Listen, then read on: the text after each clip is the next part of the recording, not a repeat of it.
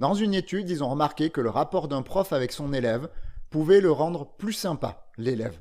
Et en retour, l'élève devenu plus sympa attirait plus de sympathie des autres et des profs.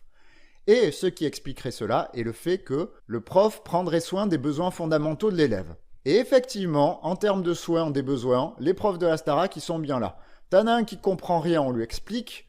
Un qui veut que apprendre, on lui apprend. Un qui chiale parce qu'il est dépassé, on prend le temps de le comprendre et le rassurer. Bref, de ce que j'ai vu, il y a une attitude des profs visant le développement des élèves, mais aussi la prise en compte des besoins émotionnels que des profs seulement exigeants auraient. Et on sait que plus on prend soin de tes besoins, plus la probabilité d'être sympa augmente. Et pourquoi ça? Parce que déjà, quand tu vis ça, on t'imprime un modèle de travail stable et sécuritaire qui augmente ta performance.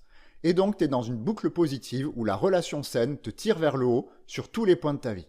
De plus, dans de nombreuses études, on voit que la non prise en compte de tes besoins est associée à plus d'antisocialité, donc des gens qui se fritent entre eux.